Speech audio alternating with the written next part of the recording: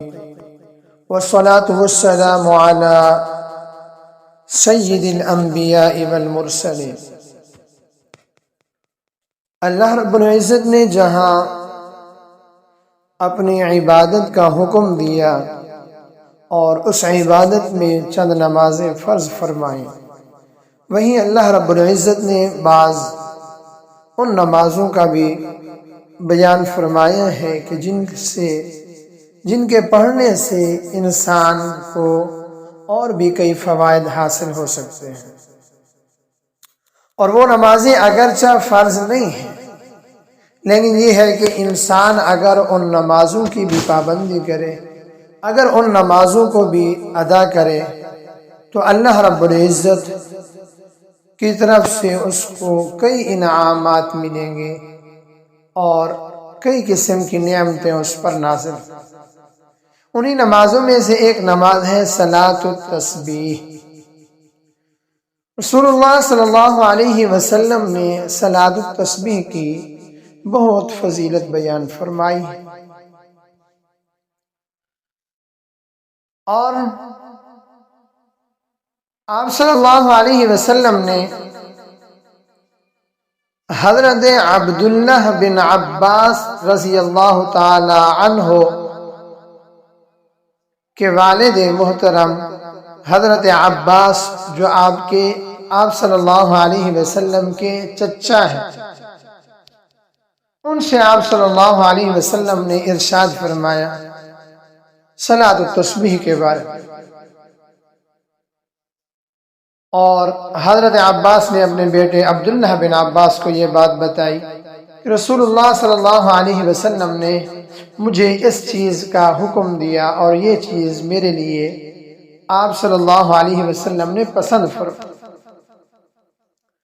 رسول اللہ صلی اللہ علیہ وسلم نے ارشاد فرمایا، اے چچا جان، کیا میں آپ کو ایک تحفہ نہ دوں؟ کیا میں آپ کو کوئی ایسی چیز نہ دوں جو آپ کو فائدہ دے؟ جب تم اس چیز کو ادا کرو، وہ کام کرو، تو اللہ سبحانہ و تعالیٰ تمہارے سب گناہ، پہلے جو ہو چکے ہیں پچھلے گناہ، پرانے گناہ، نئے گناہ، جان بوجھ کر کیے ہیں گناہ، ایسے گناہ جو انجانے میں ہو گئے آپ کو خبر نہیں، ایسے گناہ جو چھپ کر کرتے ہو، ایسے گناہ جو علل اعلان تم کرتے ہو، ہر قسم کے گناہ اللہ تم سے معاف فرما دے، اللہ تمہیں بخش دے۔ کیا میں تمہیں ایسی چیز نہ دوں؟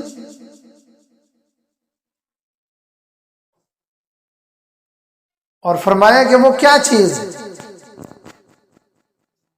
فرمایا کہ 4 رکعت نماز نفل صلاۃ التسبیح کی نیت سے پڑھو۔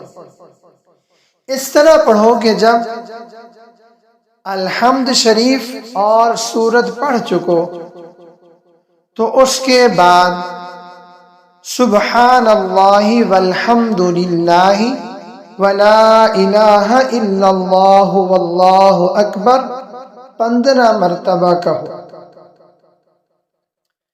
جب یہ تسبیح 15 مرتبہ پڑھ لو، اس کے بعد اللہ اکبر کہہ کر رکوع میں چلو۔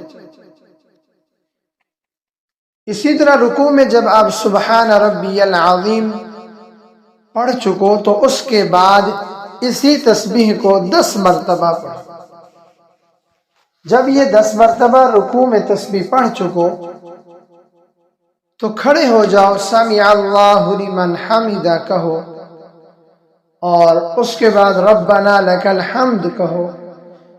ربنا لک الحمد کہنے کے بعد پھر اسی تسبیح کو 10 مرتبہ، پھر اس کے بعد اللہ اکبر کہہ کر سجدے میں چلے جاؤ اور سجدے کی تسبیح پڑھو، یعنی سبحان ربی الاعلی۔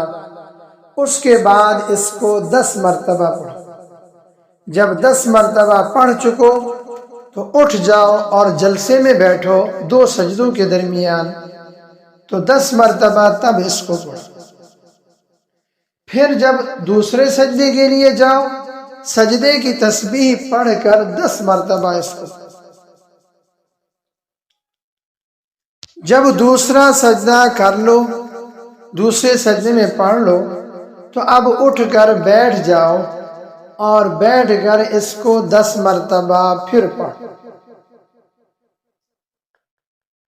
اب یہ آپ کی ایک رکعت میں تسبیح 75 مرتبہ ہو جائے گی، 75 مرتبہ، اور ہر رکعت میں آپ نے اسی طرح 75 مرتبہ پڑھنی ہے، تو کل 4 رکعتوں میں آپ کی یہ تسبیح کی تعداد 300 مرتبہ ہو۔ یہ ترتیب بتا کر رسول اللہ صلی اللہ علیہ وسلم نے فرمایا کہ اگر ہو سکے تو روزانہ اس کو 1 مرتبہ پڑھ لیا کرو، اگر 1 مرتبہ روزانہ نہیں پڑھ سکتے تو کم از کم ہفتے میں 1 مرتبہ پڑھ لیا کرو، اگر ہفتے میں بھی نہیں پڑھ سکتے تو مہینے میں 1 مرتبہ پڑھ لیا کرو، اگر مہینے میں بھی نہیں پڑھ سکتے تو سال میں پڑھ لو۔ فرمایا کہ اگر سال میں بھی نہیں پڑھ سکتے تو کم از کم زندگی میں 1 مرتبہ پڑھ لیا کر۔ اور یہ حدیث ترمذی میں موجود ہے، امام ترمذی رحمۃ اللہ علیہ نے اپنی کتاب میں یہ حدیث بیان فرمائی۔ دعا ہے اللہ رب العزت سے، اللہ رب العزت ہمیں اس نماز کے ادا کرنے کی توفیق عطا فرمائے۔